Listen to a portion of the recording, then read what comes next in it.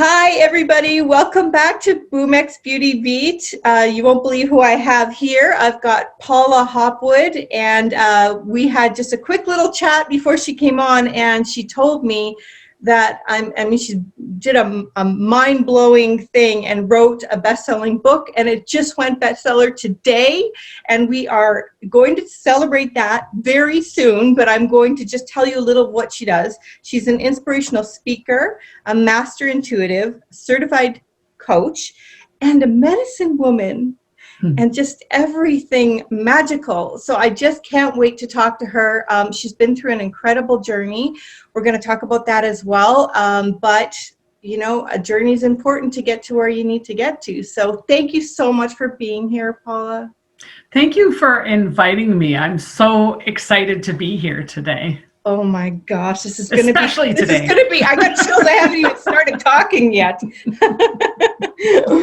Okay, well, we'll go back so we can go back to kind of how this all began.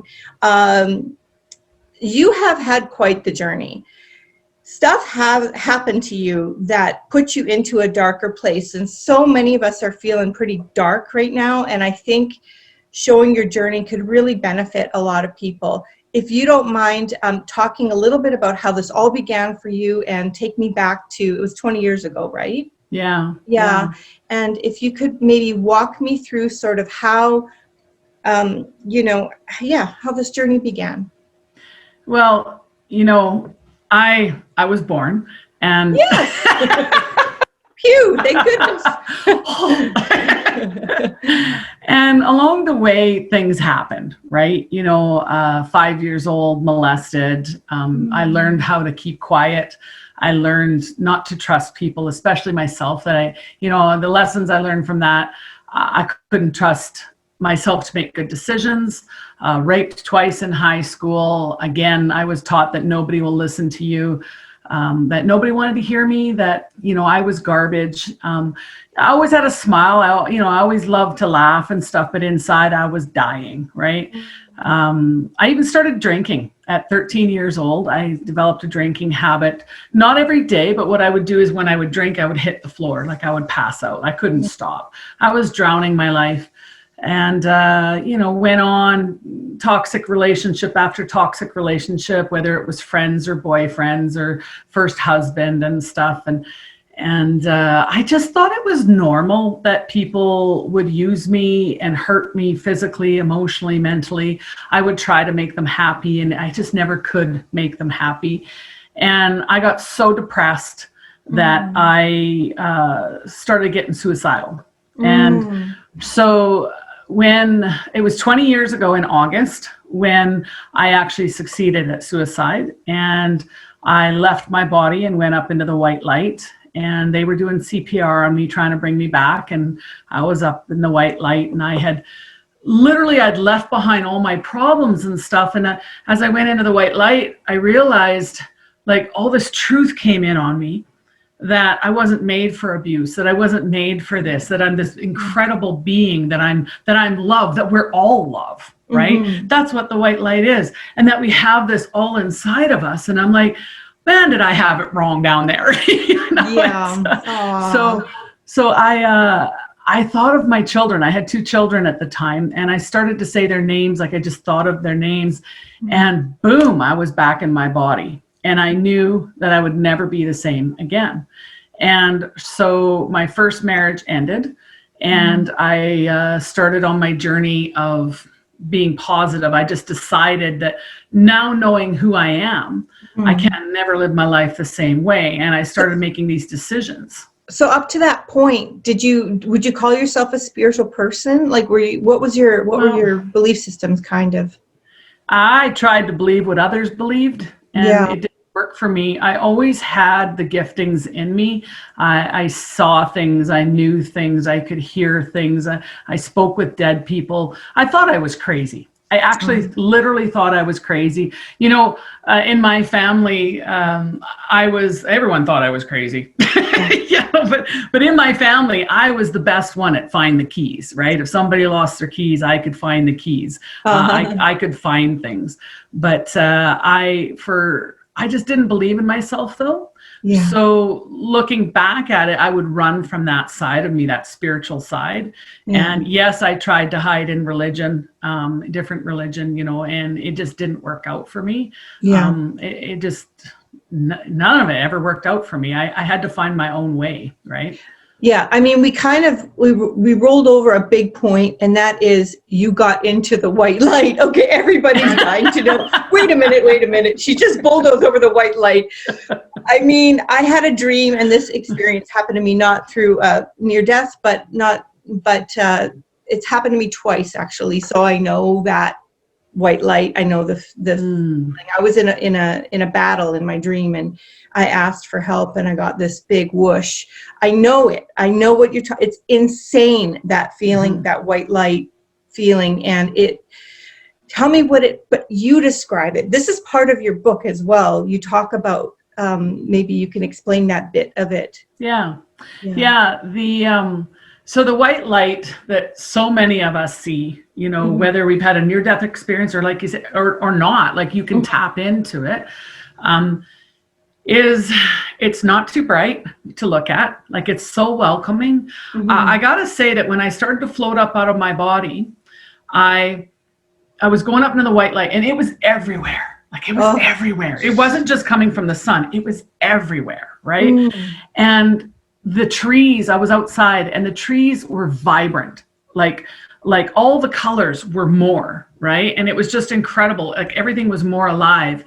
And as I was going into the white light, it was almost like this switch was turned. Obviously I was so depressed, I was suicidal, right? And I had tried many times, and it wasn't just the first time that I'd tried. I was mad, I was frustrated. I'd gone so far where sometimes I didn't even have emotions, right? And that's when I succeeded at it. And so when I was going up into the white light, all of a sudden it was like all the weight of the world was off of me. And I realized all that stuff that I had carried, all the stuff about making others happy, about it being my fault that my marriage wasn't working out, that he was abusive, about, different people that I knew in my life that were abusive, that it wasn't my fault, right? I saw where I had interacted with them, right? But I can't make anybody happy, and so I saw that the truth of the matter is that I had let myself be used as a doormat, as a scapegoat, and people had taken advantage of that, of course, right? That's what I surrounded myself with to learn to grow from. I realized that when I went in the white light, that I set up these experiences to help me grow. Right? Yeah. And people have a hard time understanding that. But without those hard times, how can you grow? Exactly. I had the choice, and I knew it too. I remember that I knew I had the choice. I could keep going, or I could learn and come back, right? And so I was still entering the white light, almost my whole body, like it felt like almost my whole body was in the white light. And I thought of my children, and I didn't want to leave my children behind, the two young boys. And I just immediately came back, because it wasn't my soul's contract to leave at that time. It was my soul's contract to have that experience, but it wasn't my soul's contract to leave at that time. And, I needed to come back for them. I needed to come back for me. And then I would go on to have two more children, so I have more soul contracts.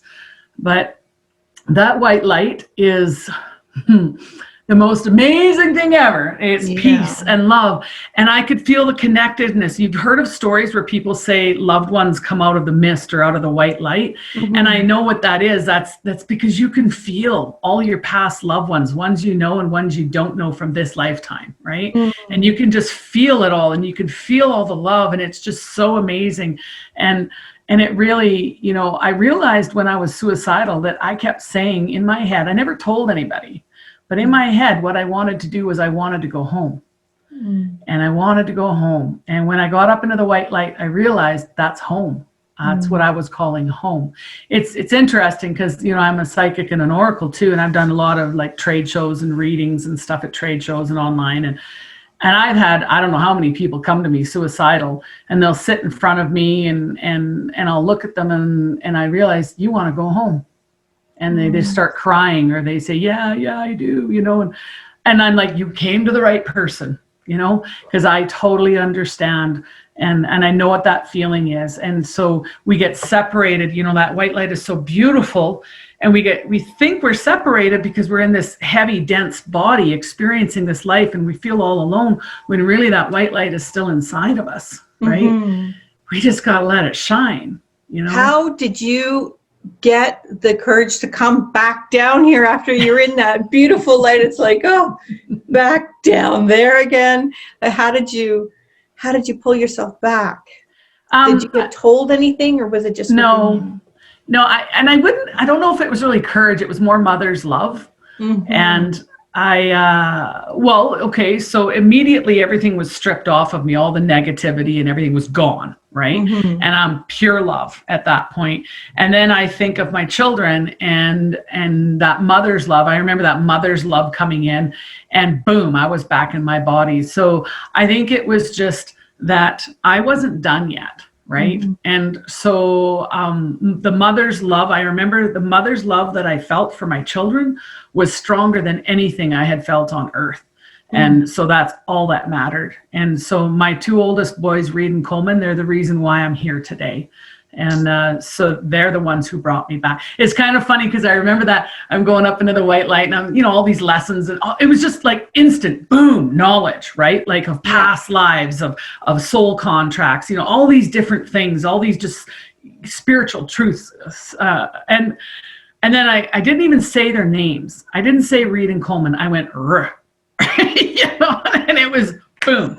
It was like, that's it. She wants back. My soul said, no, I love my boys too much. I can't leave them down there by themselves, right? Like without a mother, or without me as their mother. You talk about past lives. Can you tell me, so we've been here before, all of us been here before in your Yeah, in my experience, yes.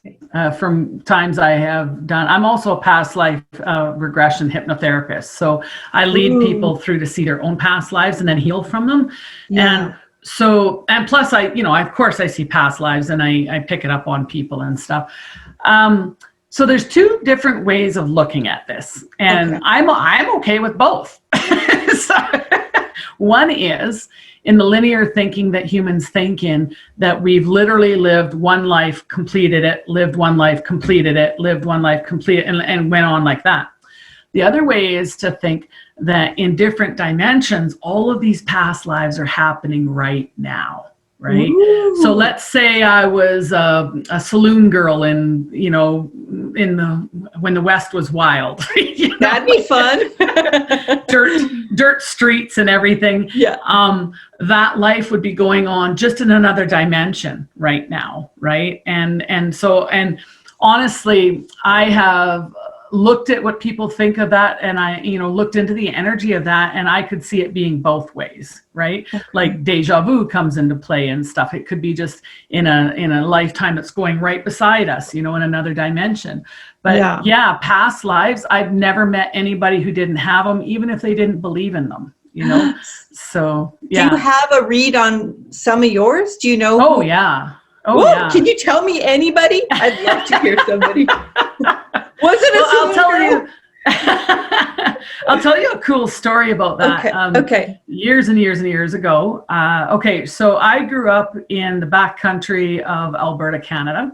And, I just miles and miles and miles of bush. Mm-hmm. I grew up, I would have to track my horses. Now, I was like 12 years old out tracking my horses to find them on this big piece of property.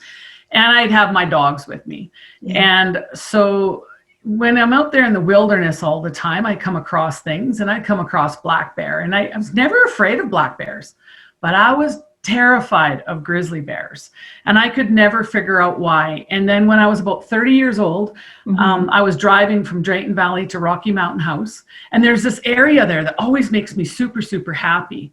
And we're driving, and I was in the passenger seat, and all of a sudden I get this split view on my vision. I'm seeing the highway, I'm seeing going to Rocky Mountain House, but I'm seeing this other thing, and there's no highway, and it's way back in the day. And I'm Indigenous, and we were moving winter camp. We were moving to winter camp, and there was this trail we were walking along. We had kind of got divided, and myself and my son, my little 2-year-old son, were in the first group, and my husband was only like a rock's throw away behind us, but because of the way the trail was going around the bushes and stuff, you know, he was a little further behind, and some more people. And so my son had to go pee and I had to go pee. So we stopped and we told the other people that these other guys are right behind us, right? We'll go pee quickly. Stepped off the trail into this bush and there was a grizzly there. And this is the past life, right? So this grizzly was there and I surprised it and I knew it. And so the interesting thing is that the grizzly went to go grab us. And I threw my son back as far as I could, and the grizzly was on top of me. And I pulled a great big knife out, like the blade was about that long, pulled a great big knife out, and I stuck it up in here in the grizzly, underneath his jaw, and I twist it up into its brain. And the thing is it died on top of me, but it killed me because it crunched my head in a big bite, right? And the last thing I remember seeing in that life was my husband coming running up the trail and, you know, and hearing all the noise from people come running back. Well, this had made me afraid of grizzlies. And when I remembered that past life, I realized, oh, that's why you're afraid of grizzlies, you know, because they're the most predictable bear around. When you grow up out in the back bush, you know, black bears are not predictable, but grizzlies are, you know. And so I was like, that's why I'm afraid of grizzlies. And that's why I've always known when I'm in the bush to have a knife on me. And if I ever need to stick it up there, like I could never figure out why I knew these things, right?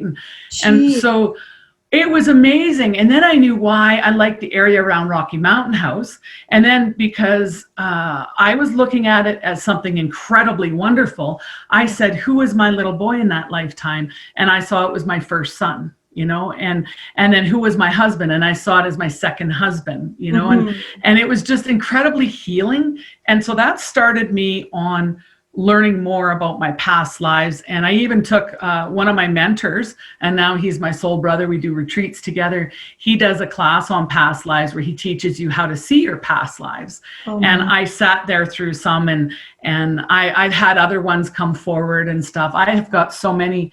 Then you also meet people that you know from past lives.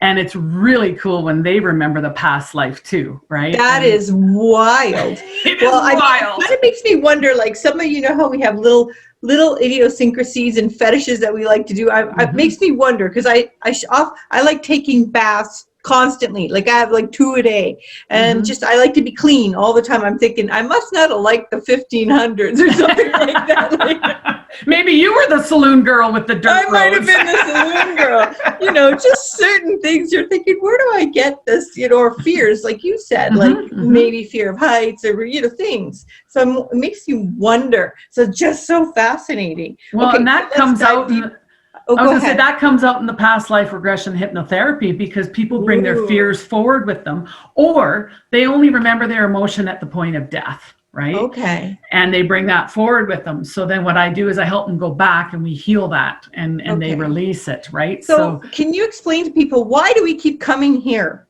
to this place? Yeah, I don't know. Nope. Okay, what? Help, Paula. Okay, we come to experience as souls. This is part of our soul expression, and we come to experience. We come to learn things. We can't experience anything on the physical plane unless we have a physical body, right? Okay. So we come back to Earth, and maybe, you know, like maybe I'm up there and I'm like, okay, well, I'm going to come back and I am going to overcome a bunch of stuff and really, really embrace who I am, which is love. And I'm going to help others do that too. And then you go, you know what? And maybe you call me Paula, but maybe you call me something else. But you go, you know what? I'm coming back with you, and I'm going to do this in my life. And then we're going to have a little conversation on, you know, in December of 2020. And it's going to be an instrumental day for you. And I'm going to be there for you. Okay. And I'm like, sure, let's do it. You know, and then we go back to Earth.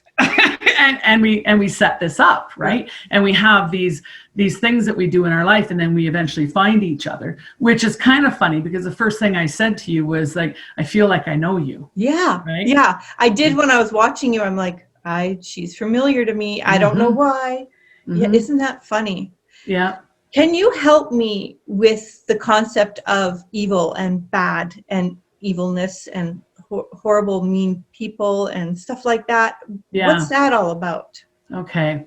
So I'll tell a little story first of all that helped me heal a lot. So my first husband, and please know I still love my first husband, you know, there's a goodness in him that I see to this very day. Okay. But he would call me names. He would mistreat me. He pointed a gun at my head, you know, things. And I thought this was normal. You know, there's some other stuff that went down. I call him the king daddy of them all. Right. And he never hit me with a closed fist in my face, though. OK, but he was very mean to me.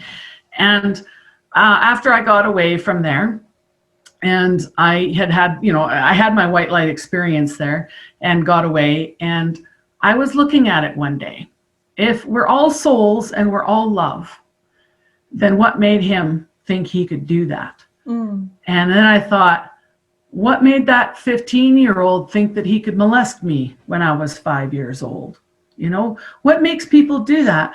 And I looked at it and I thought, in the case of my first husband, how was he raised? You know, what was he going through that made him think that he could treat another human being like that? And I began to look at him instead of somebody who hurt me, like in a victim way. I began to look at him maybe in the way that he was raised or what he'd gone through in past lives. And I saw him as a soul. And I thought, okay, so this soul came to earth and he had these experiences of whatever that I don't know that has made him that he needs to act this way. How much does he love me that he would do that for me? You know, as a soul contract, how much does he love me? And around that time, I started to, I was really honing some of my gifts, right? And I was able to connect with other people's higher selves. And I had somebody else who had done some really horrible things to me. And I contacted her, her higher self. And she was so happy that I had taken the road that I did, the high road, you know, instead of destroying everything in my life and, you know, with anger and frustration and judgment and everything, right? She was so happy. And I got thinking about that too. What happened in her life? And I, you know, again, I know some of what's happened in these people's lives, but I thought, okay, because if we're all that love, then what happened? And so, you know, in a world of dualities, it actually doesn't exist. It exists what we think it does. Right. And these two people that I'm talking about have been some of my biggest part of my journey for growing, for turning my life around, because I chose to see it as a lesson and not as them being evil. I didn't point my finger at them and say they're evil or mean or, you know, destructive. And so I look at what's going on, like even today, you know, things that are going on. I'm not going to say there's not bad stuff that happens out there. Right. Yeah. But how are we going to look at it? Can we find the love in it? You know, this world is going from a world of fear and manipulation and control and victimhood into a world of love. Wayne Dyer said, and I always butcher this quote because I really need to look it up someday, but so it's basically Wayne Dyer said that somebody can look at the world and see frustration and fear and anger and evil and bad, and somebody else can look at the world and see peace and love. But the thing is, it's the same world. Yeah. Right. And so, yes, you know what? There is evil out there. There is bad out there. But can we find the good in it? Can we find what it's supposed to teach us? Can we vibrate peace and love and send it out there? So that's what attracts back to us.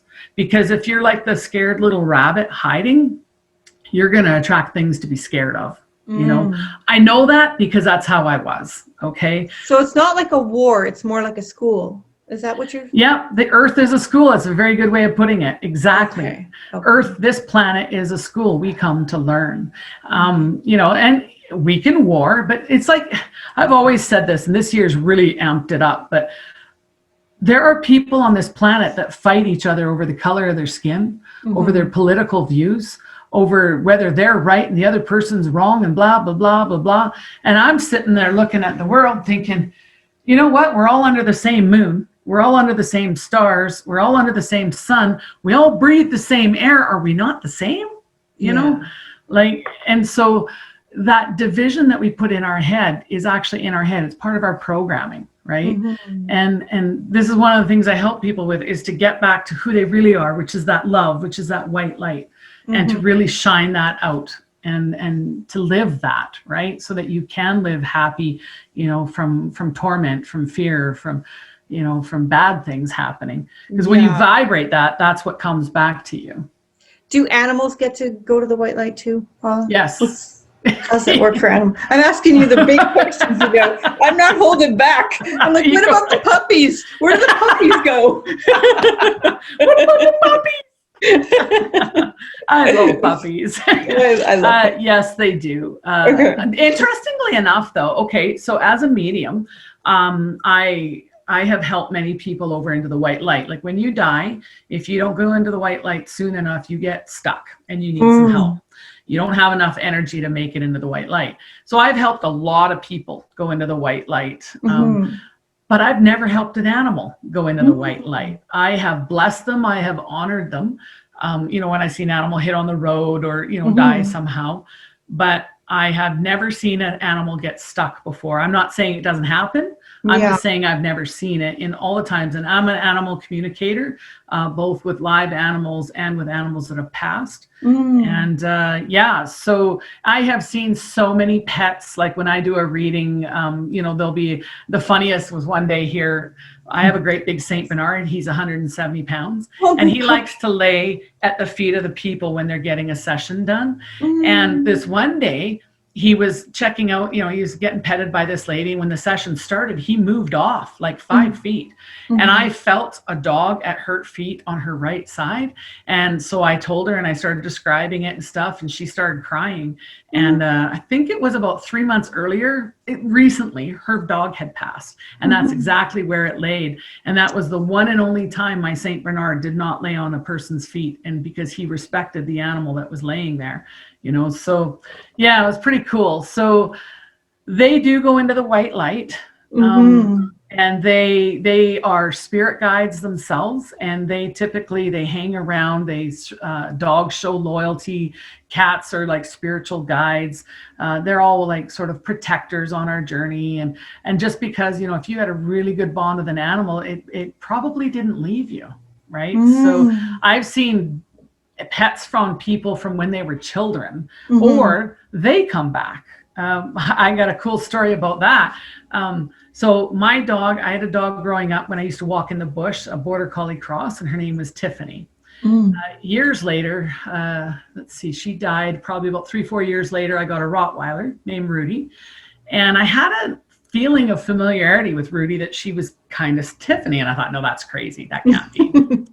So 11 years later, Rudy died. And then I got Billy. And Billy is another Rottweiler. And Billy knew things that Tiffany and Rudy did. She knew tricks, right? And then after she passed away, I got Maya. Maya, I went to start, like she was, you know, a little puppy growing up a little bit. So went to go start obedience training her. Told her sit, she sat. Told her lay down, she laid down. Told her stay, she stayed. She come to her name. She did everything. And Billy used to speak. You'd say, "Speak up, Billy, speak up," and she'd go, "Ruh, ruh," you know. And you could make her whisper or make her bark big. And so I did that to Maya. Tried to get her to speak, and she got the same look on her face as Billy did, but she couldn't get the noise out. And I never did obedience train Maya. And actually Maya just died last year. And so, you know, like, it's amazing. So our pup right now was born 2 months and 1 week after Maya died. And our pup right now, first thing she does when she comes into our house, she goes over to Maya's bed, takes all the toys. She still does this. She takes all of her toys onto Maya's bed, which is something that Maya used to do. She never left toys anywhere but on her bed, like 15 toys all on her bed. You know? And So that's cute. what this pup is doing. And there are days, and the funny thing, Maya was a Rottweiler and Bunny is the new pup, and Bunny is a blue heeler. So they're kind of like, they don't look anything alike. Yeah. But I find myself sometimes going, Maya, like calling her, and Mm. it's so weird. And I'm like, okay, but so I have seen before where other dogs come back to people and other cats, horses too. Yeah. Horses I've seen. And so, yeah, I don't believe they get stuck out of the white light. They go into the white light immediately and then do what they need to do, as a spirit. I noticed there's a grizzly. Is that a grizzly behind you? Yeah, it is. Yes. Is that just so after our storytelling, I thought, ooh, that's good to have up there. That's interesting. Yeah. Bear energy. Oh, also that drum is black bear. So I got more bear energy there. And then I got elk and buffalo there too. So Now, what exactly can you explain to people? Because not everyone understands, and I don't either completely. I know a little bit. Can you explain what a medicine woman is and what she does? Oh, medicine woman. Medicine, I'm not talking pharmaceuticals here. No. No Xanax. No Xanax. Yeah. Medicine woman. So I am somebody who uses energy. And and words. I've been called a wisdom keeper shaman from a couple different shamans. I use energy and words to bring wisdom and peace to people. I'm also working with plant medicines now, but I have not worked on anybody with plant medicines yet. So that is part of my own journey. But basically what a medicine woman does is you come with an issue, be it whatever, and I help you with it. For me personally, I use a combination of things. So you can think of it, whatever your issue is, maybe you have an abandonment issue and it's playing out in ways that you can't keep a relationship, right? Have you talked to my therapist? How'd you know about my abandonment? It's pretty common. I picked the most common one. But so what I'll do is I'll go in and of course I'm a certified coach. I have my master's in New Code and NLP. I have lots of different trainings, right? And certifications, but at my heart, at my core, I'm a medicine woman. I am a shaman and I have been trained, and as well as my memories coming back. And so what I'll do is, let's say you have that abandonment, I will go in and help find where the seed is, where that started growing in your brain, in your mind, and then we'll pull that out. We'll plant something else in there and let that grow. And as a shaman, I'll clear out all the energies and whatever needs to happen. And then all of a sudden your life starts changing.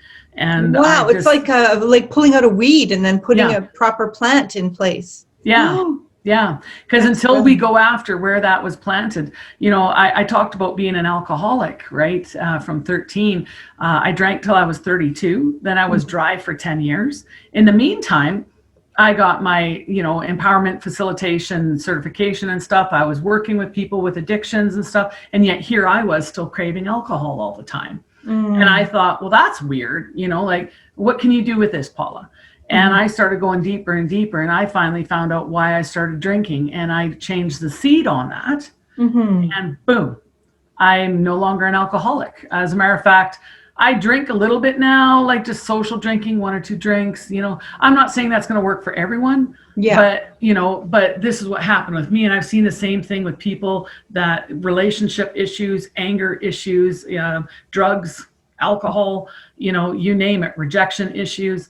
And if you pull out that seed that got implanted in them that made them feel a certain way, and you plant something else in there, and as a shaman, go in and clear it all up, make it all like all magical mojo stuff, as a medicine woman, they're changed, just completely changed. So how does it work then? Like, say I came to you, would I just say, can you please just fix me? Like, what do I,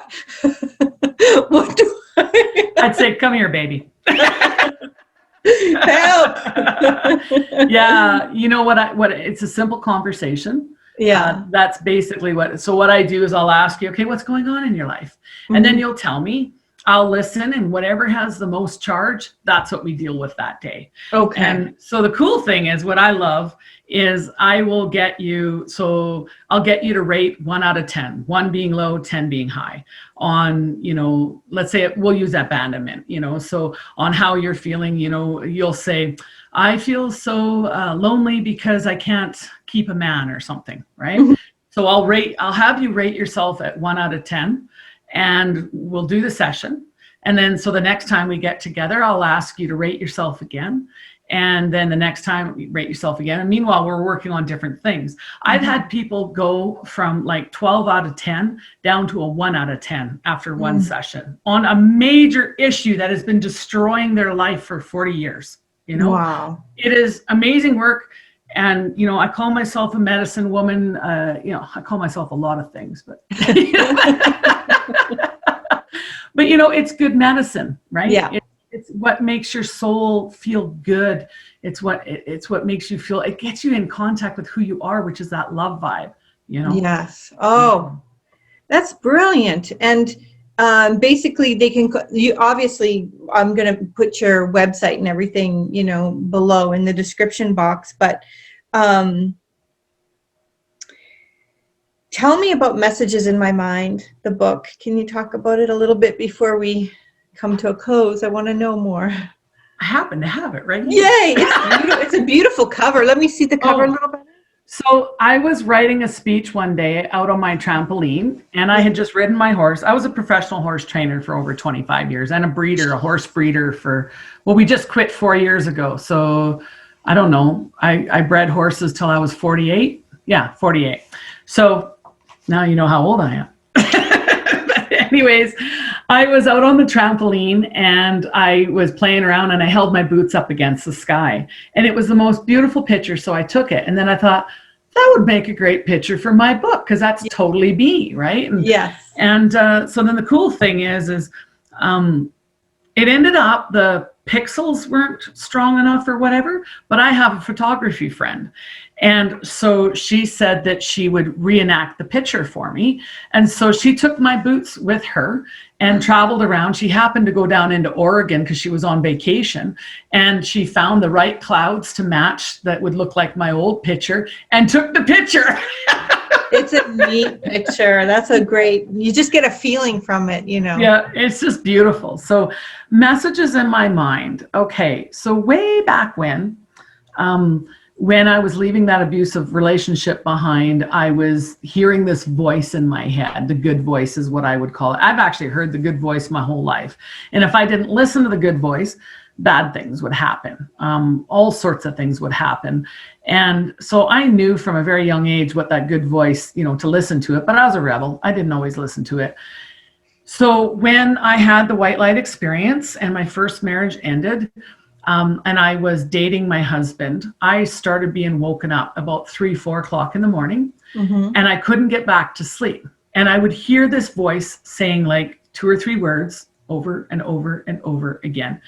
Eventually I got up and wrote them down, and then I would hear 1 or 2 more words more, and 1 or 2, and a whole page would be written out by the time I was done, and I could go back to sleep, right?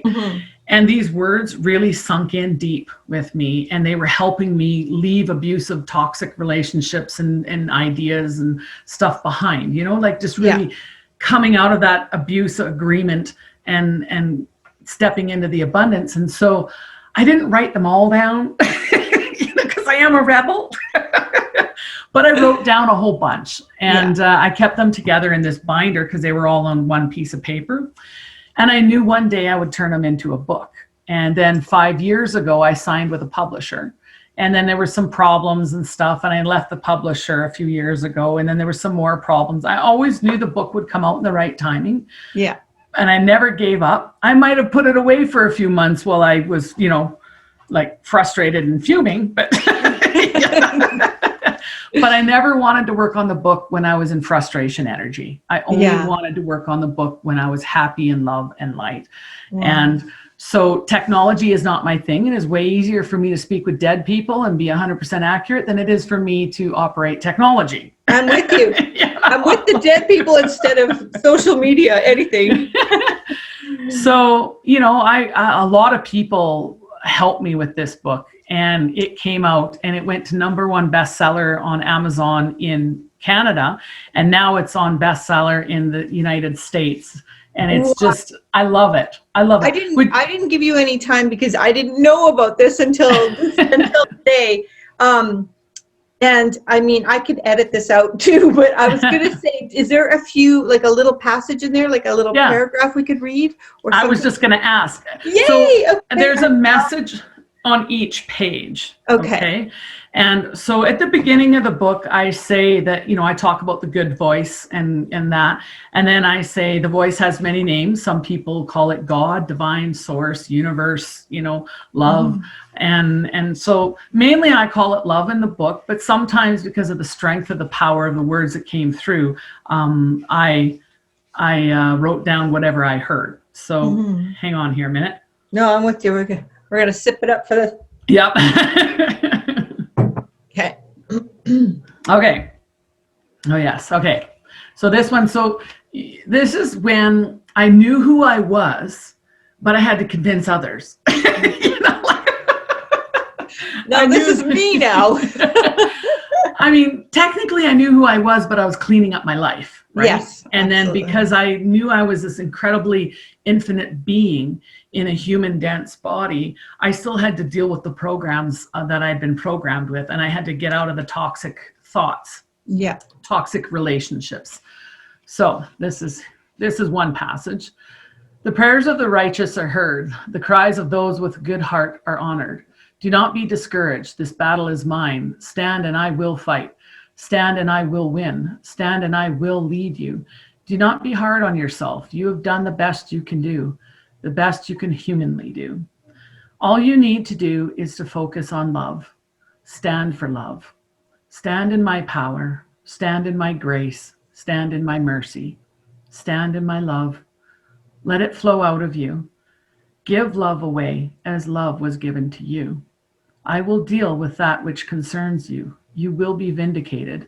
I will do this. You will see. Now rest, for a new day is coming. I remember when I heard that one. Wow. I mean, just to be able to, writing is such a talent. Oh my gosh. But to be able to express, to move people's feelings through word is just unbelievable talent. What turned you into a writer, to be able to write? There's a funny story. Actually, I got to read you this. Yes, read me something. So this is funny. So I have a friend named Carrie. And well, first of all, I was an honor student in English in high school and never really thought of myself as a writer. And I used to compete with speeches and never thought of myself as a writer. And then my friend Carrie, she's a psychic as well. She said to me, she did a reading on me and then I did a little workshop with her and she said that you're a writer, and I'm like, no, I'm not. And so I went home and I'm like, Carrie doesn't know what she's talking about. And I go on my blog and I'm writing on my blog and it's number 66 on my blog. And I'm like, what the heck does she know? And then I realized, wait a second, people who aren't writers don't write blogs. That's right. I'm like, wait a minute, that was a blog you're writing. Yeah. 66. So in the acknowledgements, where is it here? I list her, Carrie Cohan, for helping me to realize that I am in fact an author. This book is awesome and I am not crazy. Oh my goodness. Well, I'm going to definitely have to look this book up for sure because, I don't know what it'd be like at one of your house parties with all your psychic friends. Everybody'd be reading everybody. It'd be amazing. We've done that. Yeah, that would be super fun. Well, as everyone's going to see when they watch this is that you're a really special spirit and that they, if they're in a lost place in their lives or just need some help, definitely I'll leave everything below on how to contact you. And I feel just so lucky to have met you and have this time with you. I don't know what got me so lucky to have this, but I'm very grateful for it. And I hope we get to meet in person one day. I'll drive through Alberta and come and see you. I have my stepkids there and go visit. Stop by. We'll go hang out for a little while. So thank you so much for being here. I can't appreciate you enough, Paula. Thank you so much. This was so much fun. And my heart is just so big right now. And I'm so happy to be here. And yes, by all means, contact me. And I would love that. Yeah. Share my information. I would love that too.